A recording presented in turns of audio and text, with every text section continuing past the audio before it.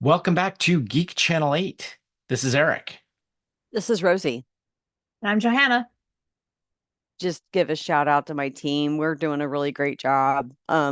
So we're getting ready to have another bout coming up on June 1st, and during that bout, we're going to celebrate my 50th birthday, and I'm pretty excited. So that'll Ooh. be like a week before my actual 50th birthday. So we always end up having a bout that falls right around my birthday time. So I'm like, it's my birthday bout. And so we're gonna get together with some friends and have a good time. I'll tell you that. That's definitely happening. I went and saw Challengers, which Mm. it was more of a I was there. What am I going to see? What's the next show playing? It's Challengers. Mhm. All I got to say is Zendaya must have the biggest ego in the world right now. Like, she is everywhere. Like, what is she not in? You know? Yeah. She's amazing. Just amazing. I mean, she could really do anything. I don't know See, no, why, but you're she's in. contributing to the problem. You're just making that ego bigger, right? I know. Well, she really is everywhere. Like she's even in my For You page. Like she shows up in reels that I have in my feed all the time too. It's crazy. Her and Tom Holland, this ultimate Hollywood couple, and she looks like a model, and they always. Well, she is a model. Let's I mean, yeah, she's just absolutely gorgeous, and she's a great actress, and if she does have a big old ego, she totally earned that. I got to go out to the Turner Classic Movies Festival in April and came back and have been playing catch up on all of the movies in release in theaters that I missed while I was out there. So went and saw Civil War, Alex Garland's new film. I'm a huge fan of Ex Machina, and so I had high expectations for it, and it's an excellent film, but just not at all what I expected it to be. So definitely recommend it for folks, but it's not going to satisfy that itch of wanting to know what Alex Garland might think would cause a Civil War like rift. It really doesn't go into the why and is all about being in that war torn version of the United States as a war photographer photojournalist. So it's like pretty narrowly focused on that, but just excellent. I mean, like the guy's very talented. Yeah, it seems like nobody wants to really take on that question. There's the movie Civil War. There's a podcast called It Could Happen Here, but everybody sort of deals with like what happens once it's happening and not like what led to this in the first place, you know? Yeah. Well, and I think it's smart. It's a better film because it doesn't spend a lot of time on that. But I think a lot of people are craving that story, and so if that's what you're looking for, you'll be disappointed in the film, but I still think people should go. So that's mostly what I've been doing, catching up on movies, that and just enjoying this beautiful spring weather. I had a moment a couple weeks ago where it was just like so perfect and you could smell the lilacs all the way down the block. And I found myself just about to burst into song. And now it's springtime. And I got that far and then realized I had to stop singing immediately. That is not the kind of song you often sing in public. Yeah, no, one ought not. So If you're ever on a city bus or a subway and you've got your earbuds in and you start singing along to the Misfits song Skulls, you will get some very strange looks. Mm. Okay, so I went yesterday to the Peabody Essex Museum. There's an exhibit there right now called Bats. In addition to telling you all sorts of things about bats, there's a lot of things about bats in the movies too. So they have like Prince's glove from the Batman video, like the Bat Dance. They have like Ben Affleck's armored mask autographed and things like that. But there's also, of course, a lot of stuff about Dracula. And they have some artwork by some guy who like draws bats dressed up in Victorian garb. Nick Demakes is his name. His series is called Gentleman Bats. It was colored with acrylic, coffee, and colored pencil. on watercolor paper. The one that's hanging on the wall there that I took a photo of is called Blasco Bat. For those who don't know, Bela Lugosi was born Bela Ferenc Deso Blasco. So that's who it's named after. Okay, well, let's jump into this movie. The Demeter, on charter from Romania to London. Shipping private crates. Contents unknown. Out at sea with no land in sight.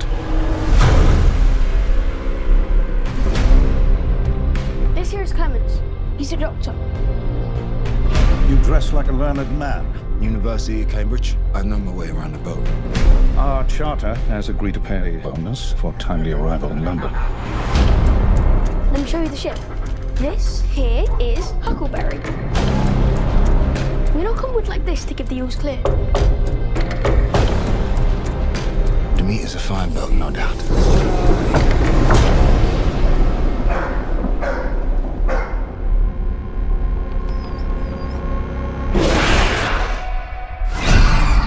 Something ripped apart the animals. All the livestock? This looks like a bite. Search the ship. Everywhere. Evil is on board. Powerful evil.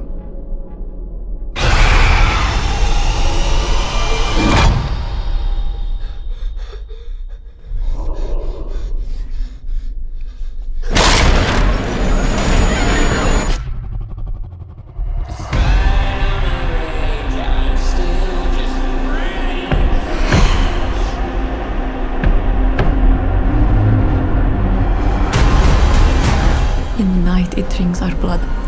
He is here. We call him Dracula.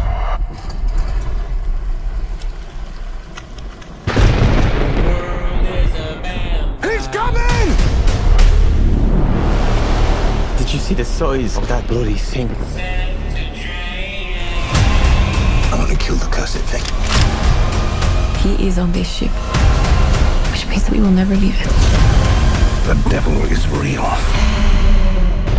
May God have mercy on us all.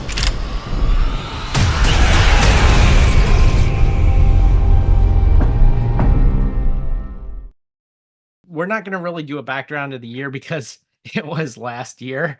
So we don't need to recap last year again, which we sort of did in our anniversary show anyway. So let's jump into talking about the last voyage of the Demeter. Johanna, you didn't watch this one, correct? Oh, I did. Oh, you did? You did? Yeah. Okay. I watched right. it last night. I wasn't sure I was going to get to it because the weather was so perfect, and I couldn't imagine watching this film like when it's like a sunny, beautiful day outside. Like that would have been torture. And so I had to wait until like 10 o'clock at night so that Yes. it would be like finally like dark enough, and just the film is all right. Well, we'll get to it. But the film is not the sort of thing that you would be able to watch if there are other distractions drawing you away from your television. What can you tell us about the production? Well, it took a very long time for this film to come to be. The original idea for the film came together actually during the making of Bram Stoker's Dracula, where the director Ulvedal was friends with someone on the crew of Bram Stoker's Dracula back in 1992. At 92? Like, yeah. Oh my God, this is a long story. Yeah. Oh, no. I'm not going to fast forward pretty quickly. But no. This is when the initial idea of let's do a film that is very true to the period, the way Bram Stoker's Dracula was, and adapt just the chapter of the captain's log from that story. And so they started thinking about this all the way back then, but it wasn't until 2019 that Amblin finally obtained the rights and it was actually going to move forward. Then during that process, there were several directors and stars who were attached at various times. Like at one point, Liam Neeson was attached to it, Ben Kingsley, Noomi Rapace. Like there was serious star talent that kind of flitted in and out wanting to be involved in this, but they'd be on for 3 months and then get drawn into another project.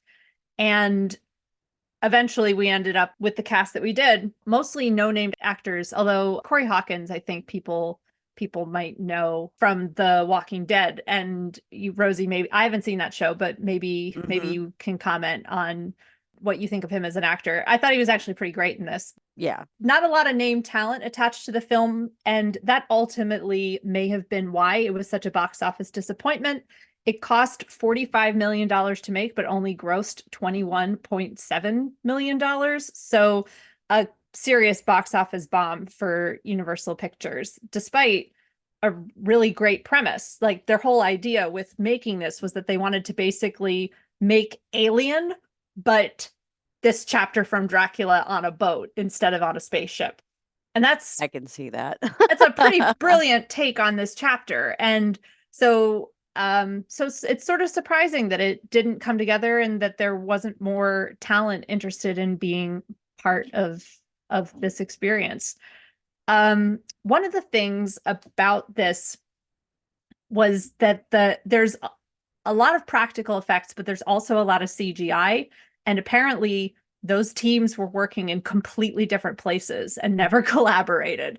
And we can talk about what impact that may have had on the story later on. But one of the things that's notable is that this rendering of Dracula is pretty different from previous versions of Dracula. Definitely playing into the feeling of Dracula being a creature more tied to nature, that mixed with being a 400-year-old fragile old man, and trying to find that blend, and then also really capturing the sense of Dracula as like a demon, like the sort of demon that you would see in other more traditional modern horror films, like, you know, thinking about how like Ringu or something like that, where, like, you know, pure evil is represented in horror, and trying to get some of that as well.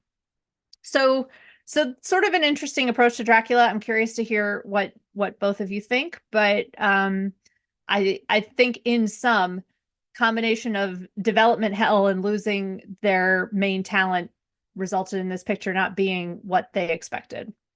So I want to add a little footnote here to the production notes, which is that Universal is very tight with its Universal Monsters series. And it was a huge success, as we've talked about, in the 30s and 40s. And then sort of they coasted on that through the 50s and 60s and 70s. And then at the very end of the 80s, early 90s, I think, it was the 90s, they tried to revive their Universal Monsters properties with, like, Jack Nicholson in Wolf, which was sort of based off the Wolf Man, and there was a version of Frankenstein with Kenneth Branagh and Robert De Niro. Robert De Niro. That was the first attempt to revive it. Then they tried to revive it again in the 2000s. They tried to change things up. I think that ultimately ended with Dracula Untold, which was the last Dracula movie they made, which was just sort of supposed to be his backstory in medieval times as a Romanian prince during the Crusades. And then there was this latest attempt to revive it again, which was a trilogy of films: Renfield, which we'll talk about in a future episode, Abigail, and then The Last Voyage of the Demeter, each which, instead of trying to deal specifically with the story as we know it, to either take a view of what comes after the story, or in this case, one particular part of the story that has not been widely examined in other media. With the exception of the BBC Netflix Blood Vessel, which we can talk about later too. With that, let's get into talking about the film itself. A lot of times when we see the Demeter crashing into shore, Vampire in Brooklyn, or think the 77 BBC Count Dracula or whatever. It crashes into shore and then they're like checking out the boat, to see what's going on. In this one, it's not like the next morning after it's crashed into shore.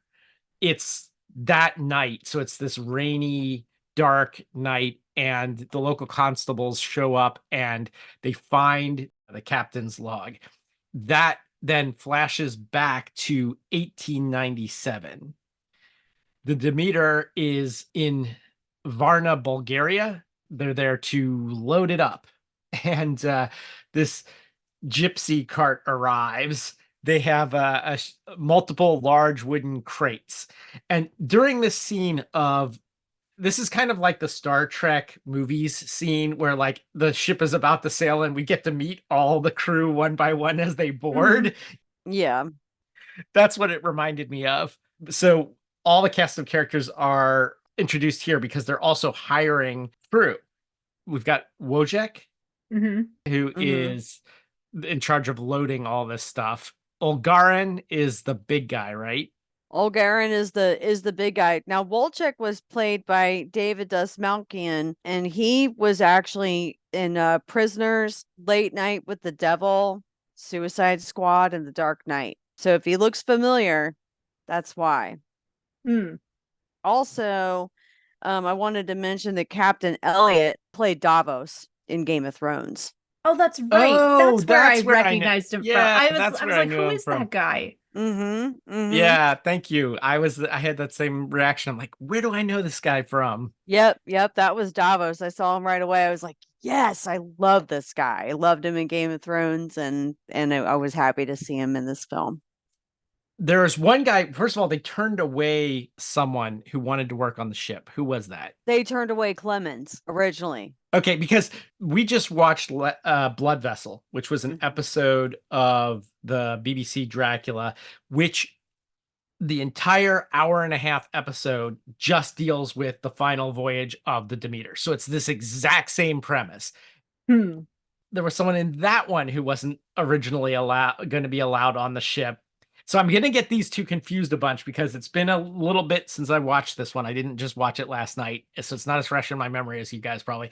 And it hasn't been that long since we watched the other one. But I think, wasn't, Rosie, help me out here. Wasn't it Blood Vessel where the ship's doctor he became the ship's doctor, but they thought they had no use for him on the crew? And they had the exact same thing happen in this one. I cannot remember the name of the character to save my life right now, but in this situation with this movie, Clemens wanted to get on the boat. He came prepared with the suitcase and everything, was turned away. Then Toby, the captain's son, had an accident and Clemens was able to save him. And this happened actually right after Marin Borg was like, nope. He saw the dragon symbol on the crates that were being loaded onto the ship. He's like, nope, I'm out. I am not messing with that. Everybody knows you don't mess with that. I'm off the boat. And right after that happened was the incident with Toby. Clemens saves him. Clemens gets brought onto the ship because, they were down a guy.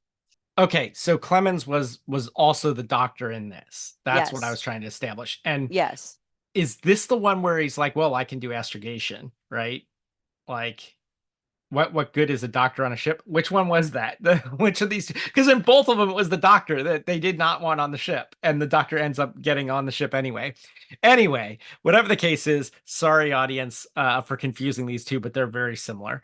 So the accident that happens where he saves the captain's son, Toby, is one of these crates falls. The rigging breaks or whatever, and like it falls, and he like runs and pulls him out of the way. But another side effect of this falling, in addition to like everybody seeing this symbol on it and like freaking out, the box ruptures and we see that it contains dirt.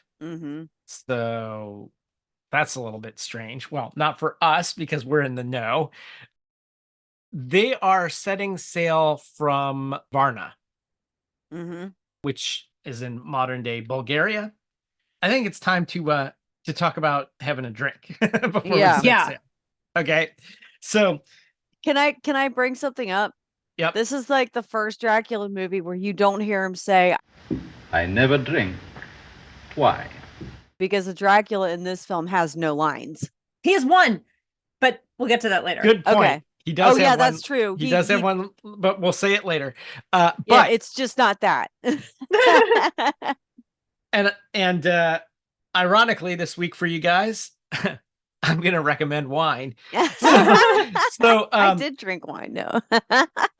last time we did the Voyage of the Demeter, which was in Blood Vessel, as I've mentioned 3 or 4 times already. They were on board and they were drinking clear liquor, which, we pretty much agreed could only be vodka. Yeah. And it made sense. Slavic peoples, ship people in the 19th century or whatever. Yeah. So I didn't want to do vodka again. So I went with the second most likely thing you would be drinking on this voyage, or the crew would be drinking on a voyage like this. And it's fairly pale in color too, usually. And that is Retsina. For those who don't know, Retsina is resonated wine. And it comes from the Balkans. It goes back to ancient Greece. It is definitely an acquired taste. The way this came about is wine was a big export product, even in ancient Greece. And they would put them in amphorae, which are these jugs, like wine jugs that have a pointed bottom and like 2 handles. They have pointed bottoms so they could like be in the bottom of a ship, right? Because the ship has a pointed bottom. If you had a flat bottom, they wouldn't be able to stand up straight, right? But they didn't seal stuff with corks back then.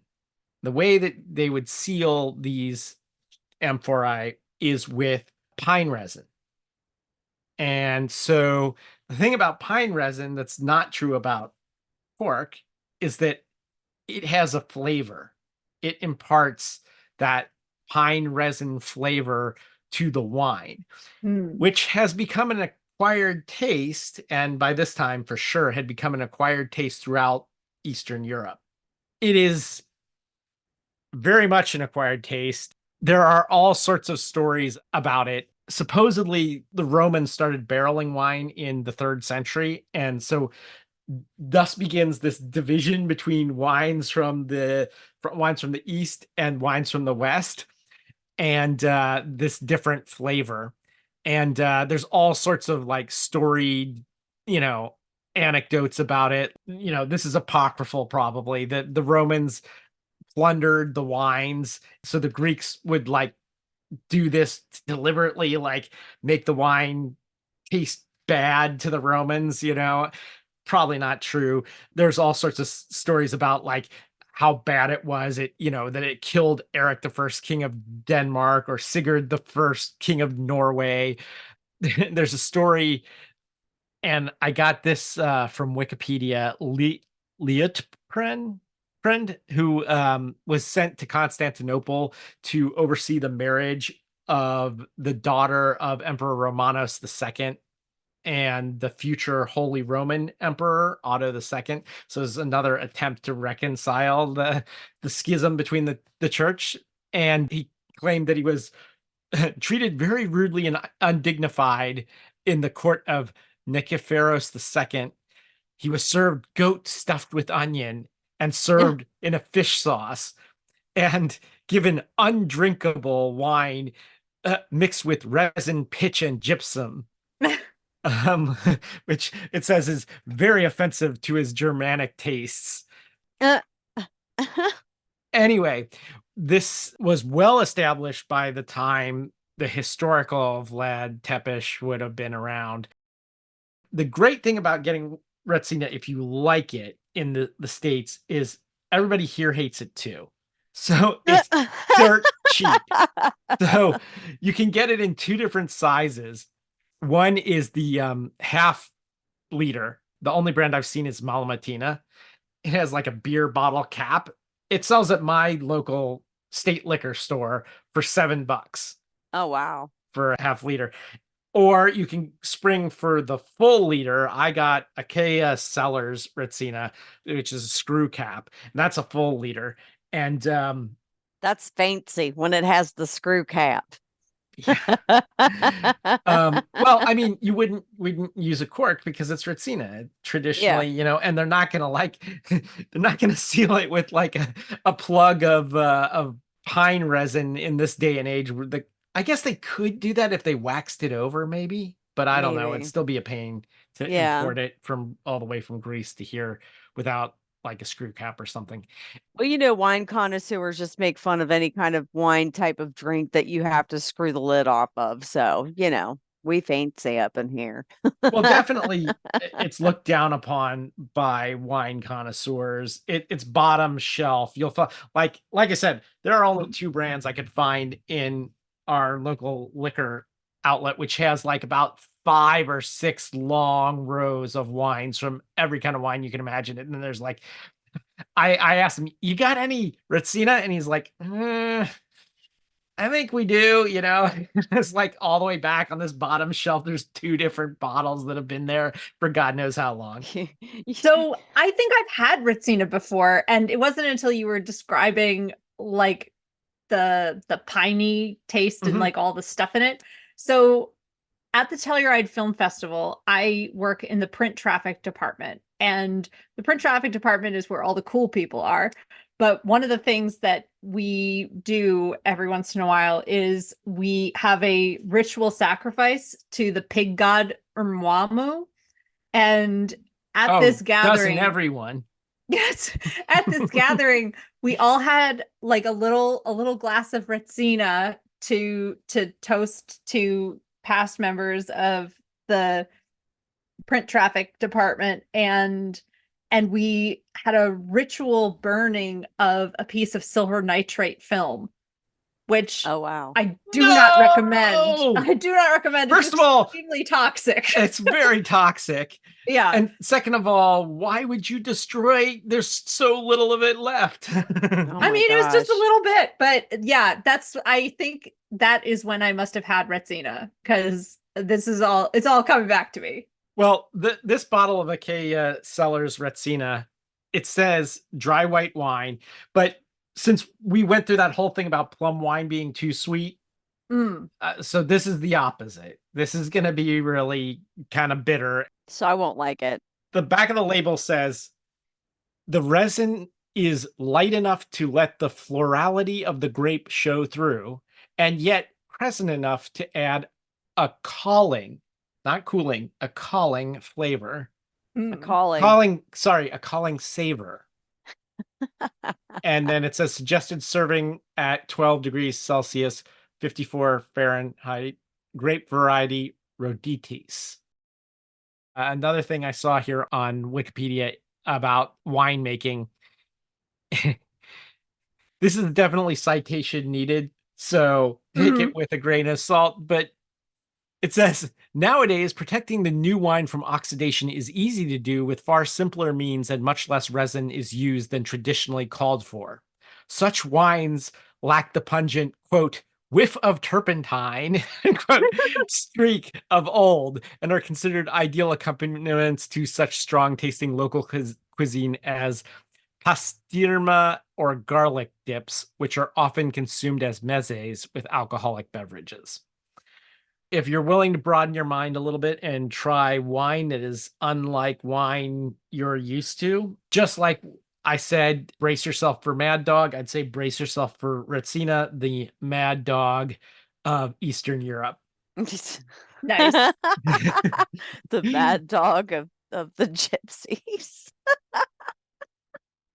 It's not long after they get underway that they encounter a little bit of turbulence. The water gets a little bit choppy, and one of the boxes of earth gets knocked askew, and they find a stowaway, a young woman buried in one of the boxes of earth. And she's like pale and, barely alive. And like half the crew wants to throw her overboard because that's what you do with stowaways, and women are bad luck. But the doctor insists on performing a blood transfusion, which I thought was kind of a cool callback to the novel, but also seemed a little implausible. Like, blood transfusions were kind of new technology. And so the fact that this doctor had his blood transfusion kit on the boat was like, he's a cutting edge doctor is what we learned about him. Okay, so I'm going to pause here. This is going to be the first of many times I'm going to compare and contrast this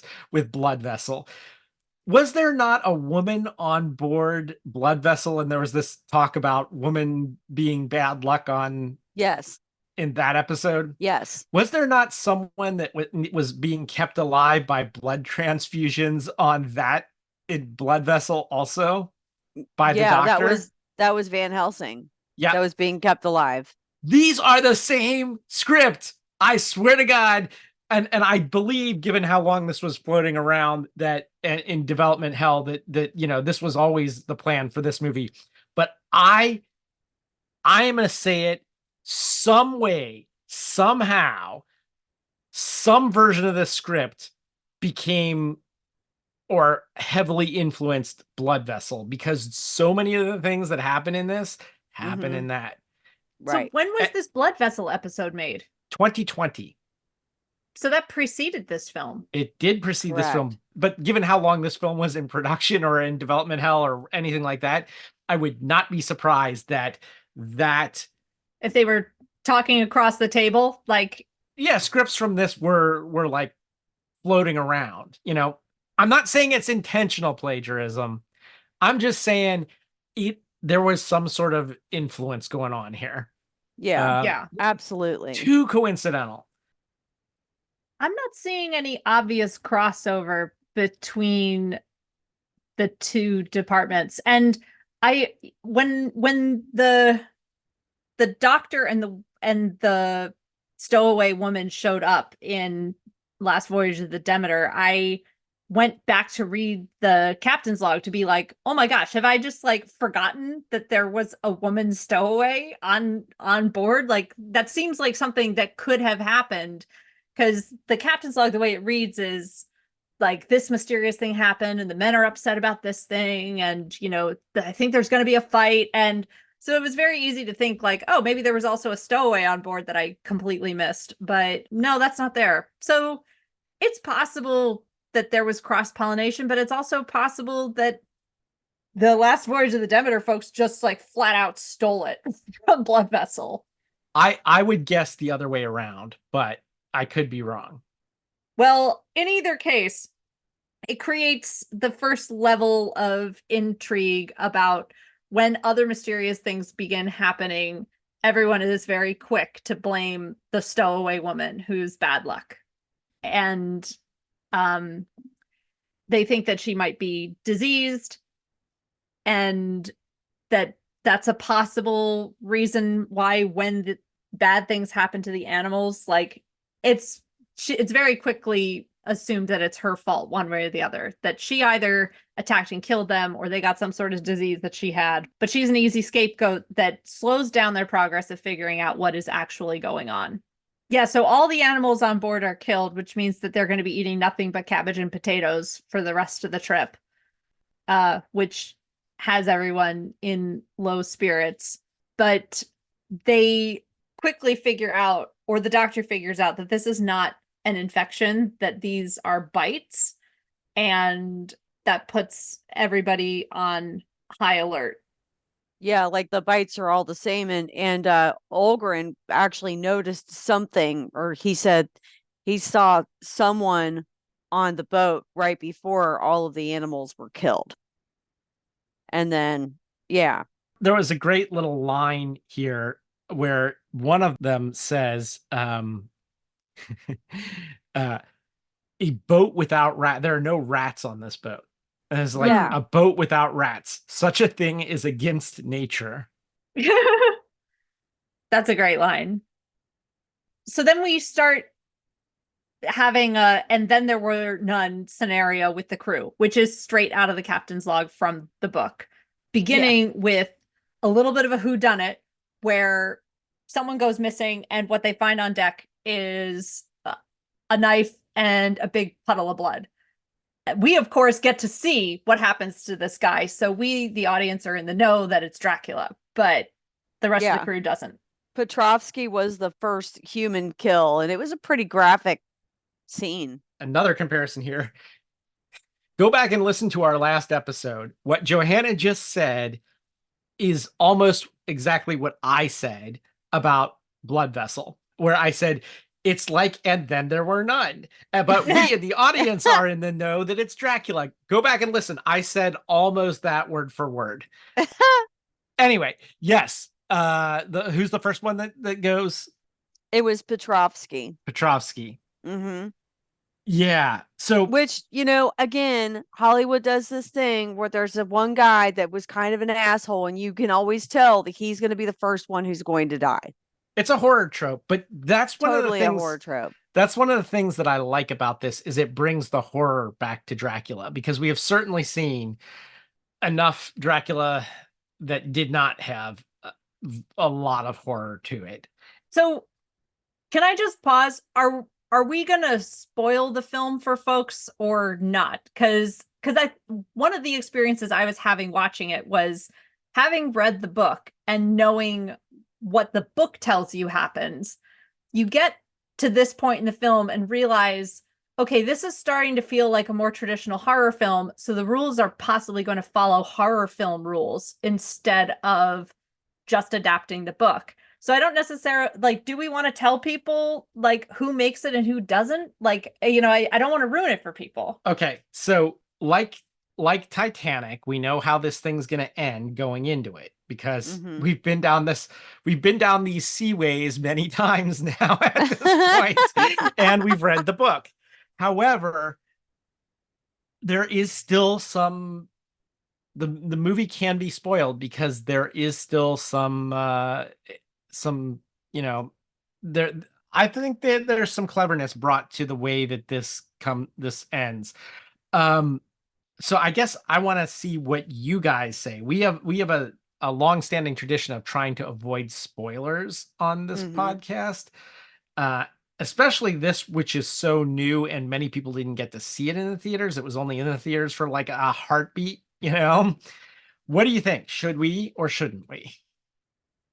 I guess I want to put in a spoiler warning here, because I do want to talk about one of the deaths that surprised me, but I do want to.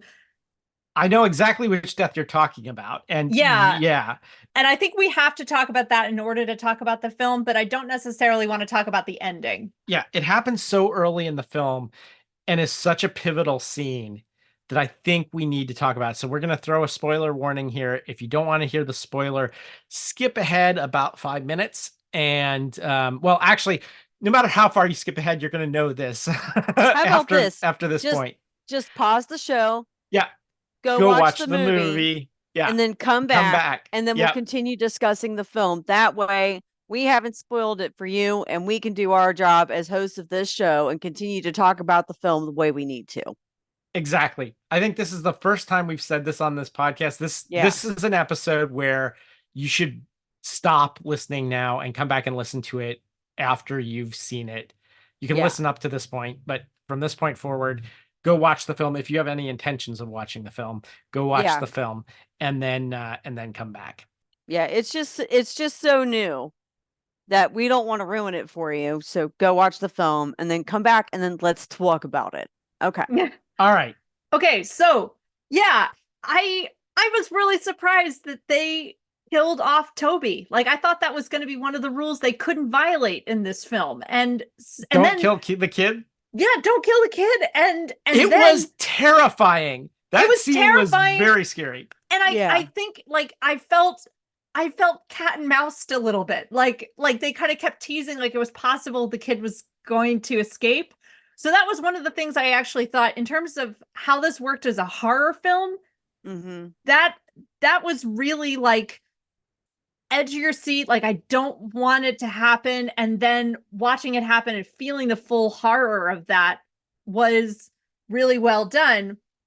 However, it necessitates a turn into a very maudlin It's dark. dramatic, Yeah. sad, like period of the film Mhm. that really slowed it down. And so I can't tell whether I thought it was like brilliant that they like, you know, that they killed Toby off so quick, so early in the film, or whether it should have happened later in the film. I couldn't tell. It's got a bunch going for it. Now, again, I'm going to compare it to Blood Vessel because Blood Vessel tried to have this same kind of pathos, except instead of a kid, it was an old woman. And it did not reach that level. Um, and and the other thing about the scene is this is the first time the crew actually gets a good look at Dracula, Yes. Right. which means it's the first time the audience gets a good look at Dracula. And their creature design for this, I thought they were just going to show us the exact same creature design that's very similar to both Nosferatu's and the Bram Stoker's. And it definitely it's in that tradition, Mhm. but it looked very real. It looked like very real and very scary. A very like graphic, organic version of Dracula like we haven't really seen yet, but could imagine I personally could imagine that being like the core, like the original, not what, Dracula is capable of disguising himself as. But also, like, if you've ever read any of the Charlene Harris novels, she goes across the universe when it comes to all of the lore. She has demons, she has witches, she has vampires, she has werewolves, she has everybody represented in her series in the books, which, later became True Blood. In her series, she does explain how delicious babies and children are to vampires. So I wasn't surprised that she went out that Dracula went after Toby, because they're younger, they're more innocent, they have a fresher flavor. So I wasn't surprised. On the more innocent thing, the film really builds that up because he really wants to be a sailor and he's like Mhm. given charge of the animals, which like I said earlier, there's a scene prior to this where all the animals are killed during the night and he feels responsible because he was supposed to take care of the animals. And he's kind of like one of the main protagonists that you see a lot of things from his point of view up to this point. So they're really getting you with this scene. Yeah. And I think, then it kind of goes back into more traditional horror again, where like in a lot of horror films, children become the menace, they become the danger. And when it turns out like child is turned vampire and bursts into flame in the sun, which I thought was cool the way they did that. The vampires, like the crew members, once they were bitten, turning and not surviving in the sunlight, something that's not captured at all in the captain's log, but was a cool idea, like almost like as if this were a zombie film instead of a vampire film, because like in other Dracula adaptations there's just like so much more effort involved in the people turning vampire. So okay, so I got a question for you guys. At this point in my notes, someone must have had a cane. Dracula, it was found in his pile of dirt. That's right. Mm-hmm. That cane, I swear to God, looks like Lon Chaney's Wolfman cane. Yeah. I don't know. I'm going to quickly check to see if there's anything about that online. Because I swear to God, now it's been a long time since I've seen the Wolfman, but aha. Oh, I is have it? found it in the trivia section of this movie on IMDb. So again, it's user generated content, so I don't know how true it is, but it says the wolf head cane Dracula carries is a reference to the cane used by Lawrence Talbot in The Wolfman, 1941. So there we Cool. go. Wow. That's pretty cool. All right. I knew it. When I saw that, I was like, that's the cane from The Wolfman. All right. Sorry. Continue, Johanna. What were you saying? So after Toby's death and after they've all seen Dracula, the movie kind of takes a shift from the whodunit feeling to more like Alien, where they know that there's a monster on board and they have to destroy the ship and get in a lifeboat. Basically, like the same plot as from Alien, and it's just a question of whether they're going to succeed at getting anyone off the ship before that happens.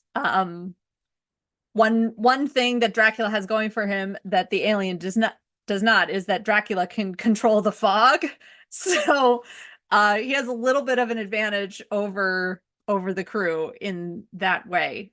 And the preparation for this final confrontation section of the film, I feel, takes a little while to get going, but once we do, the ending sequence of this film is pretty excellent. Yeah, it is. It is. So when Toby, I'm just rewinding a little bit. When Tony died and he was on fire and he goes and they, slide him off the plank into the ocean. Did anybody else have a thought that there was a chance that he would like come back and like climb up the side of the ship and attack them because maybe he wasn't totally dead? Because I had that thought in my mind. I did wonder whether they would be able to survive underwater. Like, I did have that thought of like, what are the rules here of on fire vampire that goes into the water? Dead? Alive? Who knows? Yeah, is it going to be like BBC Dracula where he just walks the floor of the ocean and comes up to shore in the, modern day times? And yeah, and we talked about how we don't like that, but no, I have to say that I did for a second think, are they going to Freddy Krueger this? Is he going to sit up while he's on fire and attack him? That's what I thought was really going to happen. So he was, to clarify, he wasn't completely dead. They tried to save him by transfusions, but he was clearly at death's door when they had originally, wrapped him in this cloth and they were going to toss him overboard. And so, yeah, there was a minute where I was like, or is he going to climb back up the side of the ship or fly? Yeah. Yeah. Just shoot right out of the ocean and land on both feet and just go into attack mode. Just all kinds of scenarios ran through my head. I'm very glad they didn't do that because this movie gets very close to cheesy a lot of times, but never quite crosses over into cheese, which is a good thing. I think they did it well. And you got to think he's pretty young. He's fairly new as a vampire. Like Lucy, even in most versions of Dracula, had been feeding on children, babies, for days before, they were able to kill her, and so yeah, I think that I think that they walked close to the edge, but eventually walked off that plank. Yeah. Eventually, yeah. Pun totally intended. Let's talk about the end. There's a big attempt to trick and capture and kill Dracula at the end of this, as there was in Blood Vessel. They do it slightly differently in this. Yeah, it's cool that Dracula flies. Like, we don't get to see flying Dracula in a lot of adaptations. So that, having, fog as thick as pea soup and this just like swooping presence that could, come to you real quick. Like, it was a good version of Dracula in that sense. Something different. Yeah. So we got this alien moment where they're like, this thing exists. How are we going to catch it? How are we going to get rid of it? Speaking of Alien, I saw where Noomi Rapace left this film to work on Prometheus. Yeah. So there is a little connection there.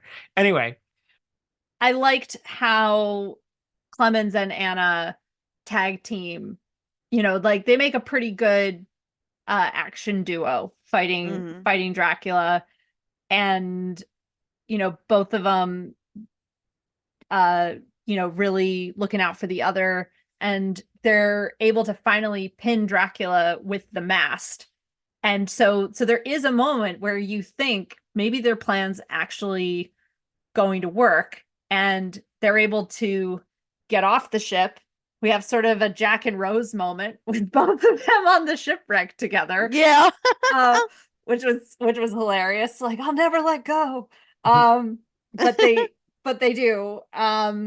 Because Anna has turned vampire at last, like, finally, got bitten enough times where no more blood transfusions can save her. We're ruining the film for people right now, because now you've seen it. Now they've seen it. Yeah. It was fun watching the film, sort of imagining, like, okay, who's going to be the person who makes it? Because for a while I was thinking maybe it'll actually be Anna. Well, I thought it was going to end with nobody making it, because Yeah. that's what the book suggests, that nobody makes it, and there's just one person chained to lashed to the To wheel, the mast. the wheel, to the wheel. Yeah, the captain lashed to the wheel. And everybody's dead, and that's how it's been in most of these. And I was pleasantly surprised that Clemens makes it. Mm-hmm. Yep. Yeah, but we don't know for how much longer, because he's in the tavern and Dracula's already found him. Yeah, well, obviously he's trying to go after Dracula, and for the rest of the Dracula story to happen, he either has to be off on his own trying to hunt Dracula and not find him, which seems unlikely since Dracula already knows he's there. Could be a cool side story if they wanted to make a side story from Dracula that was running in parallel, because there's a lot of time in Dracula when when Holmwood and Seward and Quincy, they're all like doing other stuff, like dealing with Lucy and figuring out what's going on, that Dracula could be off doing doing something. So there could be a side story here. Mm-hmm. They definitely left the door open for it. So either he's off on his own and never does connect with the people at Carfax Abbey, the rest of the cast of Dracula, or Dracula kills him immediately after this last scene. Yeah, or there's a scene, like, when Dracula finally gets his one line in the film. It's basically that Clemens has this whole speech about how, like, I'm not afraid of you, and Dracula says, like, you will be, or yeah, not Yoda, obviously, not whatever that line is, but something to that effect. You will. Yes. But that another possibility is that Clemens actually is afraid of Dracula after running into him, in the inn and feeling the fingernails brush up against him, and that maybe he chickens out. Like, I could see that too. Yeah. And notice Dracula goes for the Nosferatu look. Yes. As compared to the BBC America Dracula look. Or the Interview with the Vampire look. Yeah, no, we still got Max Schreck in here. Yeah. So yeah, I thought that I really liked the character design of Dracula. It looked organic and real. It looked like a creature that was half bat, but in a very different way from what we've seen. I want to also mention the music. Bear McCreary did music for this, who you guys might remember from, he did the music to Battlestar Galactica, Agents of S.H.I.E.L.D. I think he did Outlander. So he's really like one of the rising stars, or has been for last 20 years in genre film, particularly genre television. But yeah, and I'd say that the score was good, although it did feel like the music was definitely helping to create some of that maudlin, overly sappy kind of mood, which I'm going to not blame his composing, because I think he did probably what the directors wanted, but I'm going to blame the directors for can we give final thoughts on this film? Yeah, give final thoughts. Yeah, so, like, the horror sequences worked really well, and it would have been a better film if it were tighter with less drama. Like, in the transition between Toby dying and then preparing for the final fight, it's like 20 minutes or something. Like it's just like a long time of the captain kind of wallowing and being upset. And I mean, I think Alien is that way too, though. Didn't we say there's like a slow burn going on? But yeah, but this film is not as good as Alien. No, it's like, not as good as Alien. But yeah, I mean, like Alien, yeah, is also slow, but I feel like Alien, because you don't see as much of the creature in Alien, the slow sequences, there's a lot more of like, am I about to see this thing? Whereas in this film, you see a lot more of Dracula. So there's just like that, there's less suspense in the down moments than there is in Alien. I said when we were doing Blood Vessel that this is one of my favorite tropes. So I am going to be predisposed to liking it a little more, which is everybody's trapped in this one location and people start dying. I love that trope. So when movies use that, I'm usually a fan. Now, this movie got panned. I like, if you check it out on Rotten Tomatoes, I forget what the tomatometer for it was, but it was really 49% on Rotten Tomatoes. Yeah, which is pretty bad. I don't know if I ever saw a good review for it. And I think that's kind of unfair because I've certainly seen a lot of horror movies that are worse than this. We've actually done horror movies on the show that are worse than this. Yes, we have. And it does two things that redeem it, in my opinion. For one, it managed to take this one chapter from Dracula, or one part of Dracula. It actually spans a couple of chapters because of the epistolary nature of that novel. But it manages to take this one piece and believably expand upon it. And for something that we already know what the ending is, it still manages to defy expectations. And the other thing is it manages to make Dracula more frightening than he has been in quite some time on film. Like 20, 30 years, since the last scary Dracula. So those two things alone put it in my check it out category. Now, I will make no bones about the fact that it is not a excellent film. It is not an A film. It's definitely a B film. And maybe if they had managed to land Noomi Rapace and Ben Kingsley and Liam Neeson, those performances would have been what it needed to tip it over. But I actually thought the acting was pretty good. I mean, like, I think because of the lack of star power, that's probably why people didn't go to the film. But the acting wasn't the part that was weak about this. The acting was actually pretty good. And the horror scenes were really great.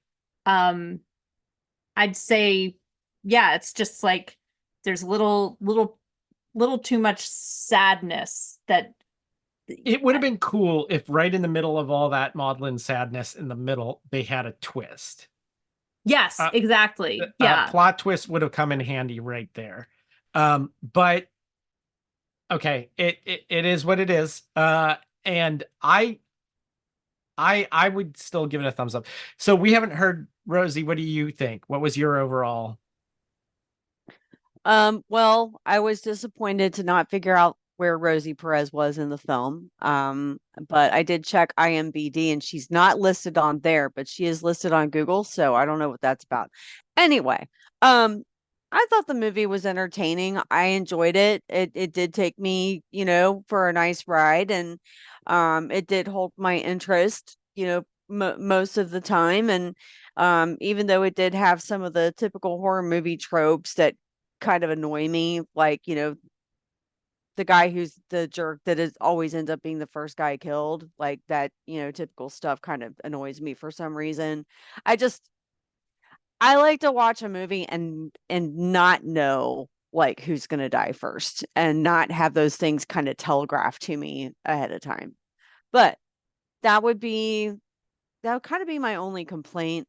And I do like the fact that they kind of left the door open for a possible sequel or spin-off of this film. I think it would be neat to see where it goes if they do anything with that. But I mean, with as long as it took for this movie to take place, who knows how long that will take place.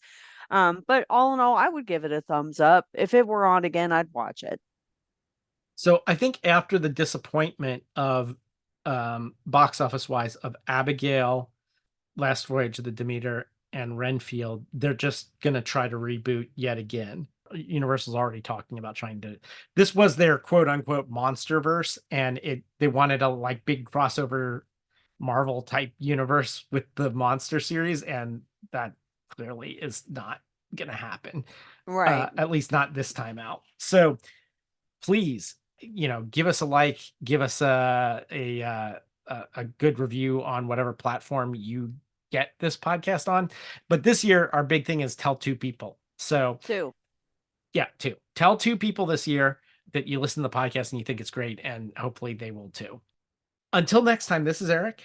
This is Rosie. And this is Johanna. Signing off.